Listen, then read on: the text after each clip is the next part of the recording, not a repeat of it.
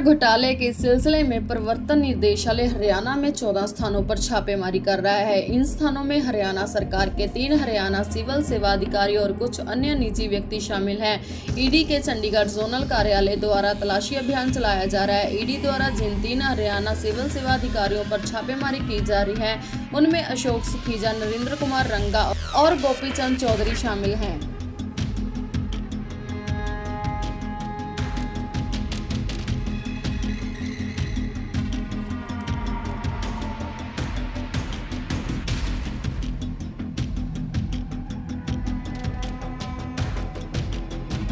मैं शिकायत करता था, मैंने इसमें शिकाऊ पूरा शुरू था, बताइए। ठीक है, 1 मिनट जी। क्या नाम है आपका? रघुवीर सिंह जी। रघुवीर सिंह जी, ईडी की रेड चल रही है पूरे हरियाणा में, क्या कुछ कहना चाहोगे? ऐसा है जी, 2007 में मेरे को पता चला है कि इसमें रोड साइड चेकिंग में और बिल्डर कॉन्ट्रैक्टर और फर्जी बॉक्स बिलिंग की फर्मों के अंदर काफ़ी हरियाणा में घोटाला है। मैं इसमें एक 867/2011 लोकायुक्ति उसमें हुई थी, उसके अंदर मैंने कंप्लेंट दी अपनी।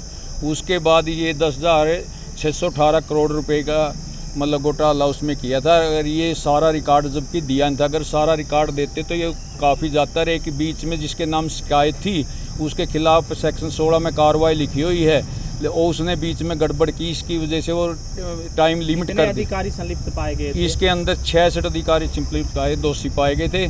लेकिन मैंने जब सरकार ने नहीं किया, 2016 के अंदर CWP 6856 2016 दाखिल की थी हाईकोर्ट में। हाँ, और 8 साल के बाद उसके ऊपर मतलब जो अधिकारी दोषी थे ना तो सारा रिकॉर्ड किया गया था सील।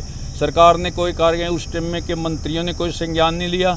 उसके बाद 2016 के अंदर मेरे को 4 बार CM रेजिडेंस पे बुलवाया गया, झूठ बोल के वैसे बुलवाया गया था एक ADC ने, और उसके बाद मामला कुछ और था। उसके बाद लास्ट में एक दूसरे ADC ने ये कहा आप चाहते क्या हो। अब क्या मामला चल रहा है? अब तो लेटेस्ट मामला तो ये है जी, आज सुनवाई थी, आज मतलब 14 जगह पे रेड चल रही है ईडी की, और इसके अंदर मतलब 300 करोड़ के करीब वहाँ की मतलब ये 2-3 जिन्होंने रिफंड दिए थे वही अभी 1.25 साल के करीब में जमानत पे आए थे।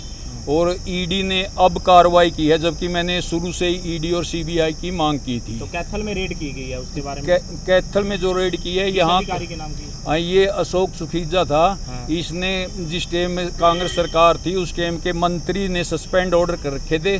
सस्पेंड ऑर्डर के बाद वो बीच में रोक के जो आज NK रंगा का चले, इसने इसको रिफंड देने के लिए किया, उस रोक के रखे इतने दिन सस्पेंड ऑर्डर की बात है। कितने का घोटाला था यहाँ तो? वहाँ तो तकरीबन सरसा के अंदर बॉक्स बिलिंग का 300 करोड़ का घोटाला है। था इनके पास ये ETO थे। तो अब कार्रवाई कैथल में भी चल रही है? अब कार्रवाई कैथल में तो ये अभी मतलब जैसे सुबह मेरे को पता लगा, नहीं आज सुनवाई थी, सुबह मेरे पास आया कैसे ऐसे 9 जगह चली हुई हैं, तो ये इनको विश्वास था। अभी जमानत पे भी ये मेरे ख्याल 8, 10, 15 के दिन हुए हैं, करीब 1.25 साल से ये अंदर ही थे।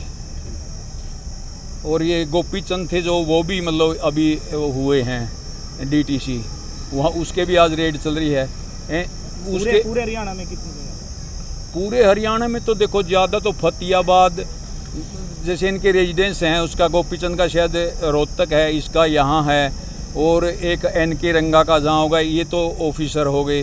बाकी जो MRP के नाम से बोले थे महेश पदम, MRP महेश रमेश पदम, जो वो और उनके साथ जो और जुड़े हुए थे नहीं, जो इसमें करने में फर्जी फर्म बनाए या उनके साथ दे रहे थे, उनके जो भी सहयोगी थी उनके घरों पे रेड हुई। किस तरह से घोटाला किया गया था? घोटाला तो अलग अलग तरह के हैं। जैसे कैथल के अंदर 18 करोड़ का था, जिसमें रोड साइड चेकिंग भी थी, और बाकी ये मतलब रिफंड के थे, फर्जी मतलब फर्जी के या वैसे चावल वालों को वैसे रिफंड दिए हुए थे।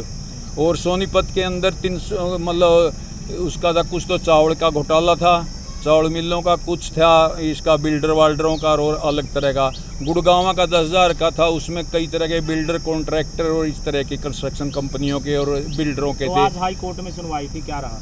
हाई कोर्ट के अंदर मेरे ख्याल लगा हुआ था वैसे केस, ये जो लिस्ट में आज वो हुआ को नहीं, पहले तो वो लेट ही चली। आज मेरे ख्याल चीफ जस्टिस का वो था, वो थी, उसके बाद कोर्ट लेट चली, उसमें इनका नंबर नहीं आया। और उसके साथ ही साथ बल्कि इसके अंदर है नहीं, कंप्लेंट तो मेरी है वो 9500 करोड़ लिख कर है, वो इसके साथ क्लब कर रखा है लेकिन उसकी सबका मंगल और ये प्रदीप प्रॉपर्टियाँ ने अलग जगह, लेकिन वहाँ इकट्ठा मतलब इनका वो कर रखा था, आज इकट्ठा ही कर रखा था, दोनों ही सुनवाई हुई। प्रॉपर्टी बेचने और खरीदने के लिए संपर्क करें फेयर डील प्रॉपर्टीज।